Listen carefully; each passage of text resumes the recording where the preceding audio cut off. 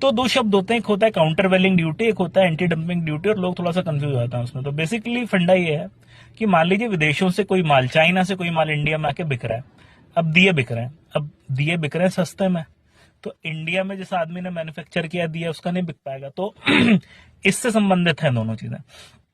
Counter वेलिंग duty का मतलब होता है कि कोई भी प्रोडक्ट है चाइना का या किसी भी देश का, सरकार ने बहुत ज्यादा सब्सिडीज दे रखी हैं।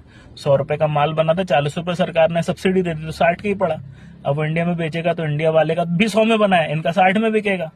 तो काउंटर वेलिंग ड्यूटी में जब सब्सिडी का इफेक्ट न्यूट्रलाइज करना होता है, टैक्स बढ़ाते हैं, तो उसको काउंटर वेलिंग ड्यूटी बोलते हैं। दूसरा होता है एंटी डंपिंग ड्यूटी। मान लीजिए कोई कंपनी है, उसके पास बहुत पुराना माल पड़ा है, या कोई टेक्नोलॉजी पुरानी हो गई, या कोई सामान अब वहां पे बिक नहीं सकता। जैसे इंडिया में कुछ साल पहले जैसे वो आ गया था, भारत 6 आ गया था ना, एनवायरमेंटल वाला। तो जो पुरानी टेक्नोलॉजी वाली गाड़ियां थी वो बहुत सस्ते में बेची थी इंडिया ने इंडिया में। क्यों?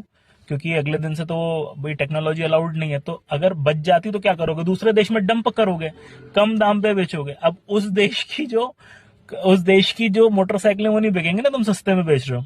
तो इस प्रकार की जो अनफेयर ट्रेड प्रैक्टिसेस कभी कोई कंट्री आपके साथ करती है तो भी आप टैक्स लगाते हो, इस पे लगा देते हो एंटी डंपिंग ड्यूटी। दोनों में टैक्स लगा रहे हैं, दोनों में दूसरे देश का प्रोडक्ट महंगा करने में लगा रहे हैं, लेकिन दोनों में एक सब्सिडी के कारण है, एक आपकी गलत प्रैक्टिसेस के कारण है।